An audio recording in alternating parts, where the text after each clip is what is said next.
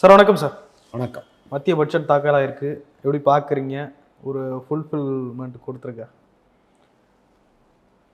அதாவது இந்தியா பட்டினி குறியீட்டில் 125 நாடுகள் பட்டியலில் 111வது இடத்துல இருக்குது. வருஷத்துக்கு வருஷம் அதிகமாகிட்டே போகுது. எப்போ 125 எட்டி பிடிக்கும்னு தெரியாது. 2022-23 பட்ஜெட்டில் உணவுக்கான மானியம் 272.8 கோடி, 23-24 212 கோடி, இப்போ 205 கோடி. இதனுடைய பொருள் என்ன? அது 111 போனாலும் பரவாயில்ல, 125 ஆனாலும் பரவாயில்லைங்கிறது தானே அதுக்கு அர்த்தம். ஸோ பேசிக்காக என்னன்னு சொன்னால், இந்த அரசுக்கு சாதாரண மக்களை பற்றிய எந்த கவலையும் கிடையாது. ஆனால் கார்ப்பரேட்டுகளை பற்றிய கவலை அவர்களுக்கு எப்போதுமே உண்டு. நீங்கள் பெட்ரோல் விலையை குறைக்கணும், கேஸ் விலையை குறைக்கணும், டீசல் விலையை குறைக்கணும், இப்படியெல்லாம் பல யோசனை இருக்குது. ஆனால் அவங்க கார்ப்பரேட் வரியை குறைச்சிருக்காங்க. இது அதுவும் எந்த கார்ப்பரேட்னா, வெளிநாட்டை தாயகமாக கொண்ட கார்ப்பரேட்டுகளுடைய வரி 5% குறைக்கப்பட்டிருக்கு. இதுதான் இவங்களோட அப்ரோச். நீங்கள் உணவுக்கான மானியத்தை குறைத்து விட்டு கார்ப்பரேட்டுக்கான வரியை குறைப்பது என்பதுதான் இவங்களுடைய அணுகுமுறை. இந்த ஒரு அணுகுமுறை இது எல்லாத்துக்கும் பொருள். ஆந்திராவுக்கும் பீகாருக்கும் நிறைய முக்கியத்துவம் கொடுக்கப்பட்டிருக்கிறது. அது கூட முக்கியத்துவமாக இல்லையான்னு பின்னால் பார்த்தா தான் தெரியும். ஆந்திராவுக்கு கொடுக்குற நிதியை அநேகமாக எனக்கு என்னென்னா, அந்த தலைநகரத்தை கட்டுவதற்கு பல்வேறு ஏஜென்சிகள் மூலமாக அவங்க கொடுக்குற தொகைங்கிறது மாதிரி தான் அவங்க சொல்லியிருக்காங்க. சந்திரபாபு நாயுடு கூட சந்தோஷமாக அதை பகிர்ந்திருக்காரு. ஆனால் நிர்மலா சீதாராமனுடைய பேச்சை கேட்கிற போது எனக்கு ஒரு சந்தேகம் வருது. நம்பர் 1. 2வது, இந்த மாதிரியான அத்தியாவசிய தேவைகளுக்கு இந்த மாதிரியான மாநிலங்களுக்கு கொடுப்பது அவசியம். அதில் எந்த விதமான சந்தேகமும் இல்லை. ஆனால் பிரச்சனை என்னென்னா, அப்படி தேவைகள் இருக்கக்கூடிய தமிழ்நாடு, உதாரணமாக நீங்கள் தமிழ்நாடு தலைநகரமும் தென் மாவட்டங்களும் வெள்ளத்தில் மிதக்கிற போது நம்ம கெஞ்சணும், ரோடு போடணும், சாலைகள் இப்படி ஆகிப்போச்சு, சில இடத்துல பாலங்கள் அரிமானம் இருக்குது, இதெல்லாம் சரிப்படுத்துறதுக்கு பணம் கொடுங்கன்னு கேட்டோம். அதெல்லாம் கொடுக்க முடியாது. தேசிய பேரிடர் மேலாண்மை நிதி இருக்குது, அது என்னது மாநில பேரிடர் மேலாண்மை நிதி இருக்குது. ஒரு குழு வரும், அது ஆராயும், அதுக்கு பின்னால் அது ஒரு நோட்டை உள்துறைக்கு கொடுக்கும், அவங்க கொடுத்த பிறகு தான் காசு வரும்னு. ஆனால் கடந்த 2 வாரத்தில் 13 பாலங்கள் இடிந்து விழுந்திருக்கக்கூடிய பீகாருக்கு காசு கொடுக்குறாங்க. ஊழலினுடைய மொத்தமாக அவங்க இருக்காங்க. அவங்களுக்கு இப்போ பணம் கொடுக்கறது 26,000 கோடி என்று சொல்லியிருக்காங்க. இது மாதிரி தேவைப்படுகிற மாநிலங்களுக்கும் கொடுத்துருந்தா அதில் ஒன்றும் பிரச்சனை கிடையாது. இப்போ தமிழ்நாடு மாதிரியான மாநிலங்களுக்கு வெள்ளத்தை எதிர்கொள்வதற்கான எந்த நிதியும் கொடுக்கல. ரயில்வே திட்டங்கள் எதுவும் தமிழ்நாட்டுக்கு புதிதாக அறிவிக்கப்பட்டது மாதிரி தெரியல. தமிழ்நாடுங்கிற வார்த்தையே அதில் இல்லை. குறைஞ்சபட்சம் போன தடவையாவது ஏமாத்துறதுக்காக திருக்குறளை தொட்டுப்பாங்க. இந்த தடவை அதுவும் இல்லை. எனவே இது யார் வீட்டு காசு என்கிற கேள்வி இருக்குது. மோடி பிஜேபி நிறையா காசு வச்சுருக்கு. தமிழ்நாடு ஒரு ஒரு மாநில அரசாங்கம் வச்சுருக்கிறத விட அதிகமான காசு வச்சுருக்கு. நிதிஷுக்கும் என்ன சந்திரபாபு நாயுடுக்கும் அதிலேருந்து கொடுத்தாங்கன்னா பரவாயில்ல. மற்றபடி பட்ஜெட்டில் இருந்து கேட்டால் எல்லா மாநிலத்துக்கும், இப்போ நீங்கள் கேட்கும்போது கூட சொல்லுவாங்கள்ல, தமிழ்நாட்டுக்கு மட்டும் தனியாக கொடுத்துட முடியுமா, எல்லாத்துக்கும் கொடுக்கணும்ல அப்படின்னு சொல்லுவாங்கள்ல. ஏன் இப்படி எல்லா மாநிலத்துக்கும் கொடுக்காம நீங்கள் இப்போ இப்படி வச்சுருக்கீங்கிறதான் கேள்வி. தமிழ்நாடு திட்டமிட்டே புறக்கணிக்கப்பட்டிருக்குன்னு நினைக்கிறேன். பொதுவாக அவங்க மாநிலத்துக்கு எந்த அதிகாரமும் கொடுக்கறதில்ல. தமிழ்நாடு மேலே அவங்களுக்கு கோபம் இருக்குது. அதனால் அவங்க புறக்கணிக்கிறாங்க, திட்டமிட்டு தான் புறக்கணிக்கிறாங்க. பொதுவாக மாநில அரசுகள் எதுக்குமே அவங்க அதிகாரம் கொடுப்பதையோ நிதி கொடுப்பதையோ அவங்க விரும்புகிறது கிடையாது. எல்லாமே தன் கைக்குள்ளே இருக்கணும் அப்படின்னு நினைப்பாங்க. ஆனால் தமிழ்நாட்டை பட்டினி போடணும்னு நினைக்கிறாங்க. தமிழ்நாடு, கேரளா, கர்நாடகா, இப்போ ஆந்திரா, இதெல்லாம் சேர்ந்துருக்கு. இவங்களெல்லாம் பட்டினி போடணும்னு அவங்க நினைக்கிறாங்க. இது ஒரு அரசியல் பட்ஜெட் அப்படின்றாங்க. அந்த ஒரு விமர்சனம் சரியா? இது அரசியல் பட்ஜெட்டும் கூட கிடையாது. நீங்கள் தொடர்ச்சியாக ஒரு நேரம் எலெக்ஷன் வரும்போது மட்டும் தமிழ்நாட்டில் கெஞ்சிக்கிட்டு இருந்து என்ன பிரயோஜனம்? தமிழ்நாட்டு மக்களுடைய அடிப்படை வாழ்வாதார பிரச்சனைகளின் மீது கவனம் செலுத்தி இருக்கணுமா இல்லையா? எய்ம்ஸுக்கு நீங்கள் ஒரு பைசா கூட ஒதுக்க மாட்டீங்க, எங்களுடைய மெட்ரோ திட்டங்களுக்கு ஒரு பைசா கூட கொடுக்க மாட்டீங்க, புதிய மெட்ரோ திட்டங்கள் அறிவிக்கப்பட்டதற்கு எந்த ஏற்பாடும் செய்ய மாட்டீங்க. பிறகு எப்படி இது அரசியல் பட்ஜெட்டாக இருக்கும்?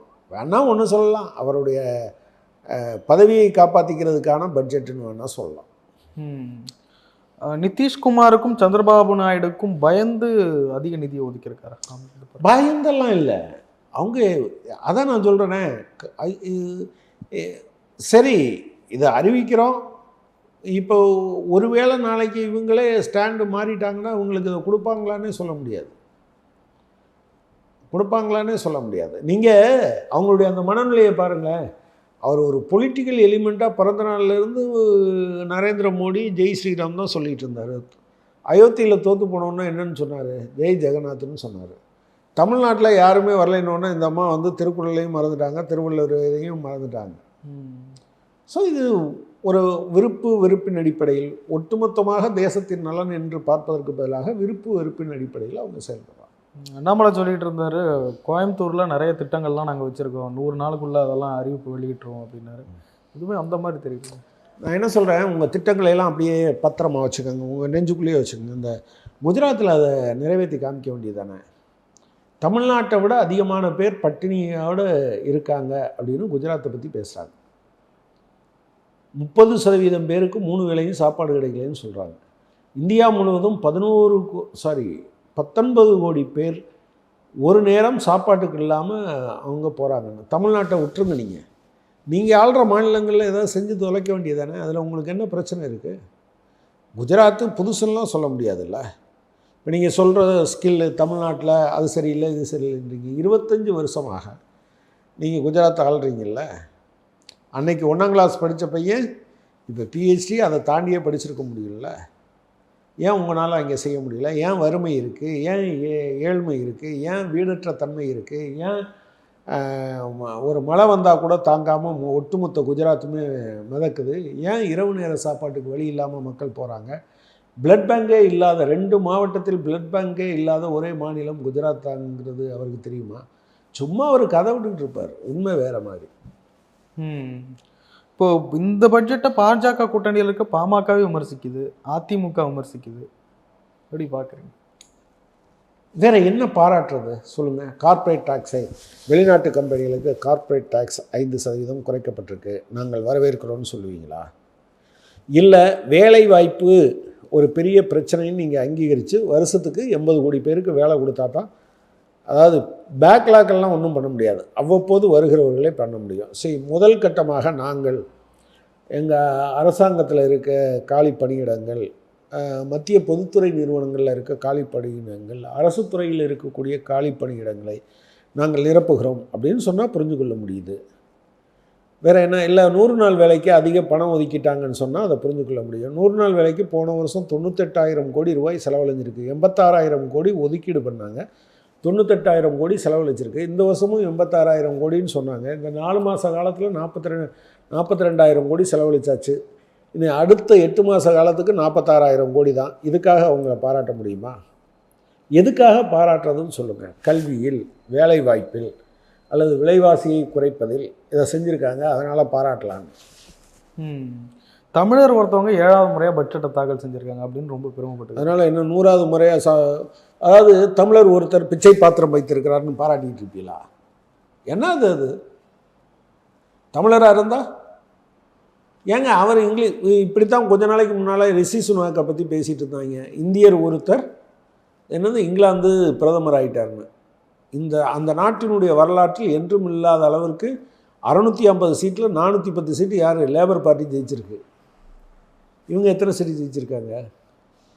என்ன தமிழர், என்ன இந்திய வம்சாவளி, என்ன இதுக்கெல்லாம் எந்த அர்த்தமும் கிடையாது. நீ கூட ஒரு பத்திரிகை போட்டிருக்கு, நிர்மலாவின் சேலைகளும் பட்ஜெட்டும். என்ன அர்த்தம்னு தெரில. என்ன ஏதாவது ஒரு சேலை ஜாக்கெட்டு போட்டுட்டு தானே நீங்கள் வரணும், செருப்பு போட்டுட்டு தானே வரணும். இந்த ஜிமிக்கு போட்டிருந்தாங்க இந்த வருஷம் பட்ஜெட்டில், இப்படி இல்லாமல் எழுதுவாங்க. அன்னத்திகள். அப்போ நீங்கள் வந்து என்னென்னா, எஸ் இவங்க வந்தாங்க, இத்தனை கோடிக்கு வேலை வாய்ப்பை உருவாக்குனாங்க, இவங்க வந்தாங்க, இத்தனை தொழிற்சாலைகள் தமிழ்நாட்டுக்கு வந்தது, இந்தியாவுக்கு வந்தது. இவர் தமிழராக இருந்தால் எனவே தமிழ்நாட்டுக்கு கூடுதலாக சில திட்டங்கள் வந்தது. இப்படி ஏதாவது சொன்னால் பரவாயில்ல. அப்படி ஒன்றும் இல்லையே. பிறகு அவங்க 7வது தடவை சமர்ப்பிச்சா என்ன, நேரம் நின்று சமர்ப்பிச்சா என்ன, தலையெல்லாம் நின்று சமர்ப்பிச்சா என்ன, படுத்துக்கிட்டு சமர்ப்பிச்சா என்ன, அதனால் எனக்கு என்ன பிரயோஜனம்? அதனால் என்ன தமிழ்நாட்டுக்கு பிரயோஜனம்னு பேசாமல் இருக்கிறதுக்காக தான் தமிழர் 7வது முறை அப்படிலாம் பேசுகிறதே தவிர, கண்டென்ட் இருந்தால் கண்டென்ட்டை பேசுங்க சார். தமிழ்நாட்டில் இவ்வளவு தூரத்துக்கு ரயில்வே திட்டங்களுக்கு அவங்க தமிழ் பேசுகிறவங்களாக இருந்ததுனால அவங்களுக்கு பாசம் வந்துருச்சு, ரயில்வே திட்டங்களுக்கு இவ்வளவு அனுமதி கொடுத்தாங்க. எஸ், நம்ம கட்டாயம் பாராட்டலாம். எய்ம்ஸை உடனடியாக கட்டி முடிக்கிறதுக்கு அவங்க பணம் கொடுத்துட்டாங்க, பாராட்டலாம். மெட்ரோ திட்டங்களுக்கு எல்லாத்துக்கும் ஒதுக்கப்பட்ட நிதியை கொடுத்துட்டாங்க, பாராட்டலாம். இது எதுவுமே இல்லையே. அல்லது புதிதாக மதுரைக்கு மெட்ரோ ரயில் திட்டம்னு அறிவிச்சிருக்காங்க, அதுக்கு நிதி ஒதுக்கியிருக்காங்க, பாராட்டலாம். இது எதுவுமே இல்லாத போது எதுக்காக பாராட்டணும்? தமிழர்னா பாராட்டிடுவீங்களா? 100 கொலை செஞ்சால் 100 கொலை செய்த தமிழர்னு வாழ்த்துவீங்களா? தமிழ்நாட்டில் மக்கள் தண்ணீரில் தவிக்கிற போது எட்டி கூட பார்க்காத, பார்த்த போதும் ஒரு ஆறுதல் வார்த்தை பேசாமல் நீங்கள் உண்டியலை, அது என்னது, காசை உண்டியலில் போடாதீங்க, அர்ச்சகர்கிட்ட கொடுங்கன்னு சொல்லிட்டு போகணும், அதுதான் பீரியாரிட்டின்னு நினச்ச ஒரு அம்மாவை நாங்கள் கொண்டாடணுமாக்கும் தமிழருங்கிறதுக்காக. தங்க ஊசினா வயிற்றில் குத்திப்பீங்களான்னு தமிழ்நாட்டில் சாதாரணமாக கிராமத்தில் கேட்பான். தமிழருங்கிறதுக்காக உங்களை மொட்டை அடிக்கிற பட்ஜெட் போட்டால் நீங்கள் கொண்டாடணும்னு நினைக்கிற ஆட்கள் இருந்தால் அவங்க கொண்டாடிட்டு போட்டோம். எந்த பகுத்தறிவு உள்ள மனிதனும் அதற்காக கொண்டாட மாட்டான். வேலை வாய்ப்புக்கு நிறைய முன்னுரிமை கொடுத்துருக்கோம் அப்படின்னா வேலை வாய்ப்பு, அதைத்தான் நான் கேட்டேன். வேலை வாய்ப்புக்கு முன்னுரிமைன்னா அரசு துறையில் எல்லாத்தையும் உடனடியாக நிரப்ப போகிறீங்களா, பொதுத்துறையில் நிரப்ப போகிறீங்களா, அரசு வேலைகளில் காலியாக இருக்கக்கூடிய 10 லட்சம் வேலை வாய்ப்புகளை நிரப்ப போகிறீங்களா? சொல்லுங்கள் நீங்கள். ஏங்க இது பைத்தியக்காரத்தனமாக தெரியலையா? 500 கம்பெனியில் சரி, சில வருடங்களுக்கு முன்பாக பியூஷ் கோயல் இப்படி ஒரு ஜம்ப் அடிச்சிட்டு இருந்தார். இந்தியாவில் இருக்கக்கூடிய முதல் 500 கம்பெனிகள் நிறைய வேலை வாய்ப்புகளை கொடுக்கணும்னு. ஏர்செல் மிட்டல் அவரும் ஒரு கார்ப்பரேட் தான். அவர் கேட்டார், நான் 200 கம்பெனிகளில் எடுத்து பார்த்தேன், நெட் எம்ப்ளாய்மெண்ட் அப்படின்னு பார்த்தீங்கன்னா அது 0வாக இருக்குது. அதில் இருந்தவர் ஓய்வு பெற்று போயிருக்கலாம், அதுக்கு பதிலாக புது ஆள் வந்திருக்கலாம், புதுசாக எந்த வேலை வாய்ப்பும் வரலையே அப்படின்னாரு. இப்போ 500 நிறுவனங்கள், அப்படி 500 நிறுவனம் இருக்கா இந்தியாவில்? 1 கோடி இல்லையா? 1 கோடி. அது எத்தனை வருஷத்துக்கு? 5 வருஷத்துக்கு. ஸோ ஒரு வருஷத்துக்கு 20 லட்சம். 20 லட்சத்தை 500ஆல் வகுத்தீங்கன்னா 4000மா? 4000 பேருக்கு ஒரு ஆண்டுக்கு பயிற்சி கொடுக்குறது மாதிரியான எத்தனை நிறுவனங்கள் இந்தியாவில் இருக்குன்னு நீங்கள் சொல்லுங்கள். 4000 பேருக்கு பயிற்சி கொடுக்கணும் அந்த 500 நிறுவனங்கள். தமிழ்நாட்டில் 2 நிறுவனம் சொல்லுங்கள், 500 பேருக்கு பயிற்சி கொடுக்குறது மாதிரி, சாரி 2000 பேருக்கு பயிற்சி, 4000 பேருக்கு பயிற்சி கொடுக்குறது மாதிரி இல்லை. அப்போ இது வெறும் கதை தானே. வேலை வாய்ப்பை உருவாக்க மாட்டாங்களாம். வேலை வாய்ப்பை உருவாக்குவதற்கு 500 நிறுவனங்களில் இருக்கக்கூடிய 500 நிறுவனங்களில் வருஷத்துக்கு 4000 பேரை அனுப்பி இந்த 4000 பேரும் அங்கே திறன்மிக்கவர்களாக மாறி வேலை வாய்ப்புக்கு தகுதியானவங்களாக மாறிடுவாங்களாம். இப்போ இங்கே தகுதி இல்லைங்கிறதுனால தான் வேலை கிடைக்கலையா? தகுதி இல்லாத வேலைகள் என்கிறதுனால வெளிநாட்டிலேருந்து இங்கே யாராவது வேலை செஞ்சிகிட்ருக்காங்களா?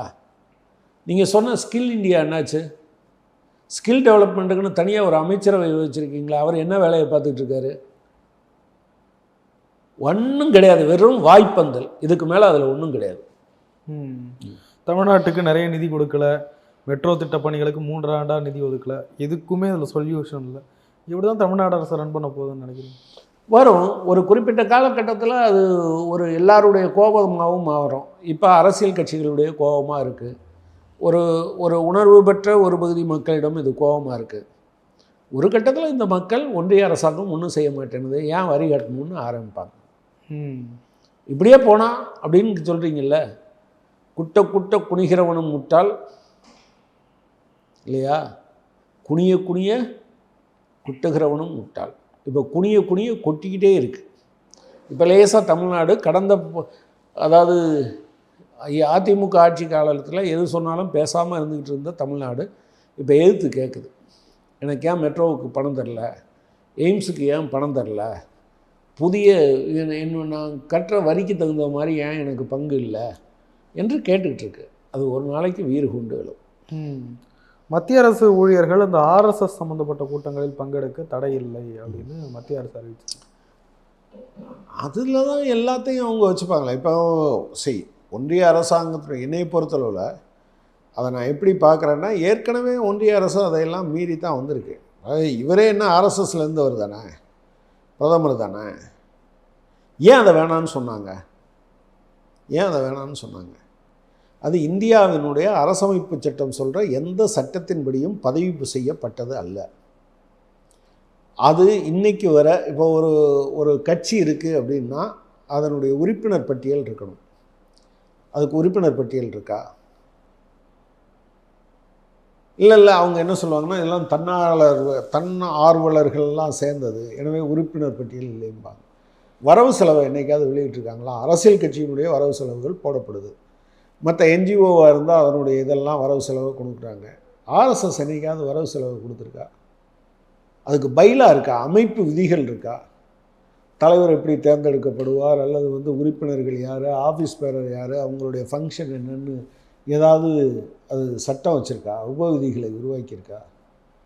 எதையுமே உருவாக்கலாம். தலைவர் கூட என்னென்னா தேர்ந்தெடுக்கப்படுறதில்லை, நியமிக்கப்படுவார். ஒரே ஒரு ஜாதியை சார்ந்தவர் மட்டும்தான் இந்த இதுக்கு தலைவராக வர முடியும்னு நீங்கள் ஒரு ஒரு பைலா உருவாக்க முடியுமா? அது மேலோட்டமாக சொல்கிறதுக்கு சதி வேலைகளைத்தான் அது ஆரம்ப காலம் தொட்டு செய்திருக்கிறது. நீங்கள் கொஞ்சம் ஒழுங்காக கேஸ் நடத்தியிருந்தால் நாதராம் கோட்சே யாருங்கிறது தெரிஞ்சிருக்கும். நாதராம் கோட்சேவுடைய அண்ணன் கோபால் கோட்சே என்ன சொல்கிறாருன்னா, RSS தான் எங்கள் தாய் வீடு, நாங்கள் அதில் இல்லைன்னு சொல்கிறவங்க இன்றைக்கி அவங்களுடைய சொந்த நலனுக்காக சொல்லிகிட்டு இருக்காங்க. உண்மையில் நாங்கள் 2 பேரும் RSSயில் தான் பயிற்சி பெற்றோம். நீங்கள் வேறு மேகசினுக்கெல்லாம் போடலாம். தமிழ்நாட்டில் இருந்து வந்திருக்கக்கூடிய ஃப்ரண்ட்லைன் எடுத்து பார்த்தீங்கன்னா கோபால் கோட்சேயோட பேட்டி இருக்குது. எங்களுக்கு அதுதான் தாய் வீடு அப்படின்னு சொல்லியிருக்காரு. அதை இல்லைன்னு சொல்லிட்டதுனாலே அது ஆயிருமா? எனவே அது அந்த கொலையிலேருந்து ஏன் அவ்வளோ தூரம் போகிறீங்க? தமிழ்நாட்டில் மண்டைக்காடு வன்முறைக்கு யார் காரணம்? RSSஸை பற்றி 224ன்னு நினைக்கிறேன், 224 28ஆம் பக்கம் வர வேணுகோபால் கமிஷன், அதனுடைய கடைசி 4 பக்கத்தை பார்த்தீங்கன்னா RSS எப்படி நாட்டுக்கு அபாயம்னு எழுதி வச்சுருக்காரு. இப்போது அவங்கள இதில் சேர்த்துட்டா இந்தியாவினுடைய வேலைவாய்ப்பு பெருகிருமா, விலைவாசி குறைஞ்சிருமா, இந்தியா பாதுகாப்பு மிக்கதாக மாறிவிடுமா, இந்தியா முழுவதும் அமைதியாயிருமா? உண்மையில் இந்திய மக்களை பிரிப்பதற்காக வென்றே உருவாக்கப்பட்டு இருக்கக்கூடிய ஒரு நிறுவனத்தினுடைய நிகழ்ச்சிகளில் அரசு ஊழியர் பங்கேற்கலாம் என்பது இந்தியாவை சிதறடிப்பதற்கான நோக்கம் கொண்டதே தவிர வேறு எந்த நோக்கமும் அதில் இல்லை. இன்னொரு பக்கம் மோகன் பகவத் அவர்கள் தொடர்ந்து மோடியை மறைமுகமாக விமர்சிச்சுக்கிட்டே இருக்காரு. அது ஏங்க, அது நீங்கள் அவங்களுக்குள்ளே சண்டை போட்டுப்பாங்க, அப்புறம் சேர்ந்துப்பாங்க, அதெல்லாம் ஒன்றும் இல்லை. மோடி இவங்களையெல்லாம் மதிக்கலை. JP நட்டா தேர்தலுக்கு முன்னால் சொல்லிட்டாரு, நாங்கள் RSSஸை பார்த்தே எங்களுக்கு உதவியோடு நாங்கள் ஜெயிக்கணும்லாம் அவசியம் இல்லை, இப்போ நாங்கள் பெரிய ஆளாகிட்டா எங்களுக்கு தேவையில்லைன்னு சொன்னார். அதனால் சின்னதாக உரசிப்பாங்களே தவிர மற்றபடி அவங்களுக்குள்ள அடிப்படையில் என்ன வேறுபாடு இருக்குது? ஏன் மோகன் பகவத் இப்போ சொல்கிறாரு, கடவுள் அவதாரமாக ஒருத்தன் இருக்க முடியுமா அப்படின்னு கேட்குறாரு. அப்போ கேட்க வேண்டியதானே, அப்போ கேட்டிருக்க வேண்டியதானே. அவர் அகங்காரம் கூடாதுன்னு இப்போ பேசுகிறாரு, அதுக்கு முன்னால் பேசும்போது அகங்காரம் கூடாதுன்னு சொல்ல வேண்டியதானே. ஸோ அவங்கள காம்ப்ரமைஸ் பண்ணுறதுக்காக ஏதோ பண்ணுறாங்க. அது நாட்டுக்கு ஒரு மிகப்பெரிய ஆபத்தை விளைவிக்கும். மைனாரிட்டி ஆகிட்டதுனால கொஞ்சம் அட்வான்டேஜ் எடுத்துக்கிறாங்களோ யார்? RSS இருக்கலாம். அதல்ல பிரச்சனை. பட் அவங்க இது சொல்கிறதெல்லாம் ஏற்கனவே எதிர்க்கட்சிகள் சொல்லிகிட்டு இருக்காங்க. அது உண்மை என்கிற பட்சத்தில் அதைத்தானே நீங்கள் பேசியிருந்துருக்கணும். ஏன் இவ்வளவு கோபம் வருது? ராமர் கோயிலை வச்சு எவ்வளவு கொள்ளையடிச்சாங்கன்னு மோகன் பகவத் பேசியிருக்காரா? ஏன்டா ஒழுகுச்சு, கூரை மேலே ஒழுகுச்சுன்னு கேட்டிருக்காரா? ஏன்டா அந்த நகரமே மூழ்கி போச்சுன்னு கேட்டிருக்காரா? ஏதாவது வாக்கிய வரப்பு தகராறு அங்கே ஓரத்தில் கொஞ்சம் இருக்கும், அதை செட்டில் பண்ணிப்பாங்க, அதுக்காக பேசியிருப்பாங்க. மற்றபடி ஒன்றும் அவங்களுக்கு பெருசாக ஒரு கொள்கை சார்ந்த ஒரு விஷயமெல்லாம் ஒன்றும் இல்லை. நிறைய விஷயங்களை பகிர்ந்து கொண்டீங்க. நன்றி சார். நன்றி.